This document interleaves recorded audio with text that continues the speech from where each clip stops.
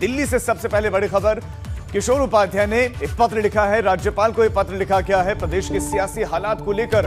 किशोर उपाध्याय कांग्रेस के पूर्व प्रदेशाध्यक्ष, बड़े नेता है कांग्रेस के, उन्होंने पत्र लिखा है। किशोर उपाध्याय ने पत्र में प्रदेश के सियासी हालात को लेकर बातें लिखी हैं और कहा कि संवैधानिक संकट दूर करें। राज्यपाल से संवैधानिक संकट दूर करने के लिए कहा है। यह पत्र राज्यपाल बेबी रानी मौर्य को लिखा है। कांग्रेस के वरिष्ठ नेता, पूर्व कांग्रेस प्रदेशाध्यक्ष किशोर उपाध्याय ने अभी तक फाइनल नहीं हो पाई है सीएम तीरथ सिंह रावत के लिए सीट। गंगोत्री विधानसभा में उपचुनाव पर भी स्थिति साफ नहीं है। हमारे संवाददाता अविनाश तिवारी दिल्ली से इस खबर पर ज्यादा जानकारी के साथ जुड़ गए हैं। अविनाश, सबसे पहले आप ये बताइए कि पत्र जो लिखा गया राज्यपाल को, क्या क्या बातें किशोर उपाध्याय ने इस पत्र में लिखी हैं, क्या क्या मांग की है? जाहिर तौर से बात है कि राजीव, जिस तरीके से मुख्यमंत्री अभी भी विधानसभा के सदस्य नहीं है, इसी को लेकर उन्होंने पत्र लिखा है, संवैधानिक संकट दिखा है किशोर उपाध्याय को। हमारे साथ खुद मौजूद हैं बात करने के लिए। सर, आपको क्यों संवैधानिक संकट दिखा है, जबकि उपचुनाव हो सकता है विशेष परिस्थितियों में, तो क्या आपको दिखा कि आपने राज्यपाल को खत लिखा? नहीं, मैं एक उत्तराखंड राज्य आंदोलन का एक छोटा सा सिपाही भी हूँ, बल्कि बड़ी बात नहीं कहनी चाहिए। अगर किशोर उपाध्याय इनिशिएटिव नहीं लेता तो शायद उत्तराखंड आंदोलन भी आरंभ नहीं होता। इसलिए मेरी चिंता राज्य को लेकर की है। मेरी चिंता भाजपा, कांग्रेस या किसी राजनीतिक दल को लेकर के नहीं है। जिस तरह की स्थिति पैदा हो गई है, जिस तरह से ग्रीष्मकालीन राजधानी से धक्के दे करके तत्कालीन मुख्यमंत्री को हटाया गया और नए मुख्यमंत्री को स्थापित किया गया, लेकिन आप ये नहीं देख रहे हैं कि आज पूरा उत्तराखंड एक संवैधानिक संकट की तरफ बढ़ रहा है। उस समय जब चुनाव हो रहा था सल्ट का, तो उस समय मुख्यमंत्री जी चुनाव लड़ लेते तो ये स्थिति पैदा नहीं होती। अब संवैधानिक बाध्यताएं हैं, जनप्रतिनिधि कानून है, उसमें जो है चुनाव होते हैं नहीं होते हैं, इलेक्शन कमीशन या संविधान क्या कहता है। आज 3 स्थितियाँ पैदा हो गई हैं। नंबर 1 कि मुख्यमंत्री रहेंगे या नहीं रहेंगे, चुनाव होंगे नहीं होंगे। क्या पहली बार एक नया इतिहास जो है उत्तराखंड में बनेगा कि जो है मुख्यमंत्री चुनाव नहीं लड़ पाई, इसलिए विधानसभा भंग कर दी गई? तो इन सारे सवालों का जवाब पहले तो मुख्यमंत्री जी को देना चाहिए था। अगर वो नहीं दे रहे हैं तो इसलिए बाबा साहब अम्बेडकर, जो संविधान के जनक हैं, पिता हैं, उन्होंने संविधान बनाया। तो मैंने राज्यपाल जी से विनम्रतापूर्वक हाथ जोड़ करके निवेदन किया है आज कि इस स्थिति को, आप संविधान के रक्षक हैं, इसलिए जो है इस स्थिति को स्पष्ट करें। अभी जो स्थिति है, राज्य कुछ पता ही नहीं हो क्या रहा है। नौकरशाही बेलगाम है, उसका मनोबल टूट रहा है, राज्य के निवासियों का मनोबल टूट रहा है। कोविड-19 की जो स्थिति है, और अब क्योंकि बरसात आ गई है और प्रोन है उत्तराखंड जो है वो आपदाओं के लिए, उसमें कौन निर्णय लेगा, क्या होगा? ये हौच-पौच की स्थिति क्यों पैदा कर दी ब्रूट बहुमत की सरकार ने? किशोर जी, एक सवाल आपसे और जानना चाहेंगे। जब भी चुनाव आता है, चाहे किसी की सरकार हो, चाहे वो कांग्रेस की सरकार हो, बीजेपी की सरकार हो, उत्तराखंड में बड़ी सरगर्मियां रहती है। 2017 में जब विधानसभा चुनाव होने थे तो हरीश रावत सरकार के साथ क्या कुछ हुआ सबको पता है। अब चुनाव हो रहा है तो अब भी कांग्रेस में भी स्थिति ठीक नहीं है, उहापोह की स्थिति चल रही है, नेता प्रतिपक्ष तय नहीं हो पा रहा है, नए प्रदेश अध्यक्ष की डिमांड हो रही है, ब्राह्मण चेहरे की डिमांड हो रही है, आपको भी रेस में बताया जा रहा है। तो कांग्रेस की भी क्या स्थिति है मौजूदा समय में, क्योंकि कांग्रेस की ओर भी तमाम सारे लोगों का ध्यान है? नहीं, मैं सबसे पहले तो मैं स्पष्ट करना चाहता हूँ कि मैं गांव के किसान का बेटा हूँ, जिसको हमारे यहाँ हल्दिया कहते हैं। मुझे जो कुछ गांधी परिवार ने और मुझे जो कुछ भी मिला, मैं उसके लिए उनका आभारी हूँ।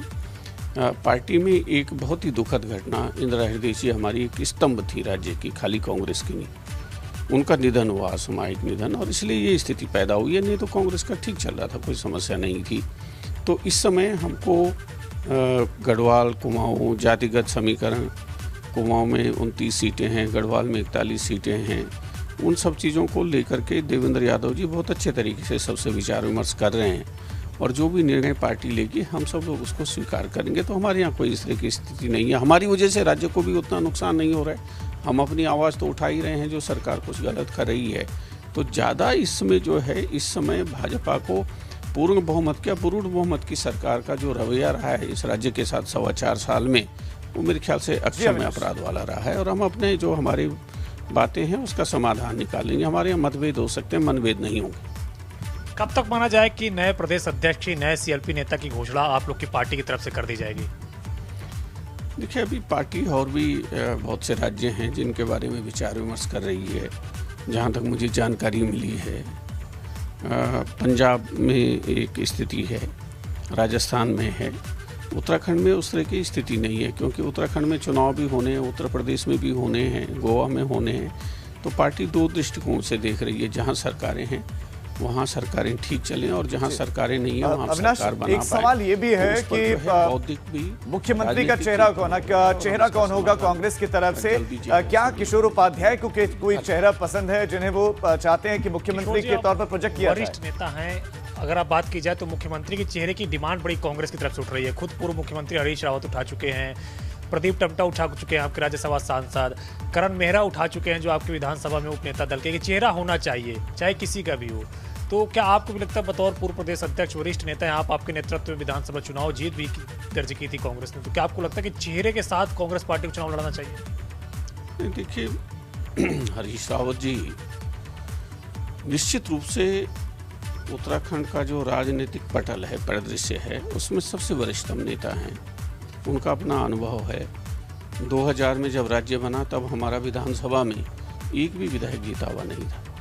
मैंने, हरीश रावत जी ने, हमारे साथियों ने मेहनत की, और उत्तराखंड राज्य आंदोलन में हमारे ऊपर, कांग्रेस के ऊपर बहुत से आरोप भी लगे थे। उसके बावजूद हमने 2002 में सरकार बनाई। तो ये पार्टी तय करती है, उसका आकलन करती है। 52 में जब से चुनाव शुरू हुए हैं, जवाहरलाल नेहरू जी हमारे पास चेहरा थे, इंदिरा जी चेहरा थी, राजीव जी चेहरा थी, सोनिया जी चेहरा हैं, राहुल जी चेहरा हैं। तो पार्टी तय करेगी राज्य की स्थिति को देख कर। बिल्कुल, अविनाश वो कह रहे हैं कि हर बार चेहरा रहा है, लेकिन इस बार चेहरा नहीं है। क्या हरीश रावत को प्रोजेक्ट करना चाहेंगे? कई राज्यों में ये होता है, जैसे पंजाब में हुआ पिछला वाला चुनाव, राहुल इस बार प्रोजेक्ट करना चाहेंगे। ऐसे आपने कहा क्या आकलन किया जाएगा, क्योंकि आप भी राज्य भर में घूम रहे हैं, अपने वन अधिकार आंदोलन चला रहे हैं, तो क्या आपको लगता है कि चेहरा प्रोजेक्ट करके लड़ा जाना चाहिए? कोई भी चेहरा हो, किशोर उपाध्याय हो, हरीश रावत हो, या फिर कोई अन्य पार्टी का चेहरा हो, लेकिन क्या चेहरा होना चाहिए? मैं आपका आभारी हूँ, आपने वन अधिकार आंदोलन का जिक्र किया। अगला जो चुनाव होगा वो चेहरे से ज़्यादा वन अधिकार आंदोलन के जो मुद्दे हैं उस पर डिपेंड करेगा। और ये क्योंकि मेरा वो प्रेरोगेटिव नहीं है कि केंद्रीय नेतृत्व क्या तय करता है कि किसी चेहरे के साथ चुनाव लड़ेगा या सामूहिकता के साथ चुनाव लड़ेगा, ये आकलन करना उनका काम है। मैंने कहा कि हरीश रावत जी का जो अपना योगदान है वो अभूतपूर्व है उत्तराखंड के कांग्रेस के लिए और राज्य के लिए भी। हमें किसी भी उसमें सामूहिकता में जाएं तो अच्छी बात है, चेहरे को लेकर के जाएं तो किशोर उपाध्याय को उसमें किसी से कोई ऐतराज़ नहीं। आपकी और हरीश रावत की जोड़ी ने राज्य में पहले कई चुनाव जीते हैं, क्या एक बार फिर से आप जोड़ी बनाना चाहेंगे उनके साथ? हमारी जोड़ी है ही कहाँ, जो है एक तरफ देखो हरीश भगवान का नाम है, किशोर उपाध्याय तो छोटे बच्चे का नाम है। मैं तो जो है उस भाव से अपने को देखता हूँ, और मैं अपने को सब और लोगों को मैं अपने से श्रेष्ठतम समझता हूँ, और कोशिश करता हूँ कि जिस भावना से मेरे माता पिता ने मेरा नाम रखा है उस भावना की रक्षा मैं कर सकूँ। निश्चित रूप से हमारे सारे के सारे लोग जोड़ी बना करके चलेंगे, तभी जो है सफलता मिल सकती है। एक सवाल और है कि करण महारा ने कहा है कि राजपूत सीएलपी होना चाहिए और ब्राह्मण प्रदेश अध्यक्ष होना चाहिए।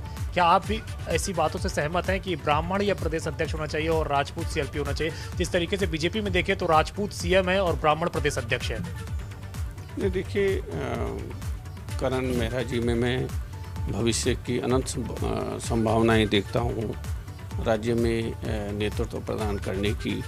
अगर वो कुछ कहेंगे तो मैं उनकी बात को नहीं काटना चाहूंगा, अपना अपना यानी कि उनकी बातों का समर्थन कर दिया अविनाश किशोर उपाध्याय ने। क्यों हम इस पर जाएंगे? बहुत शुक्रिया किशोर उपाध्याय हमारे साथ जुड़े, एबीपी गंगा के साथ जुड़े, एक्सक्लूसिव बातचीत की। अविनाश आपका भी बहुत शुक्रिया।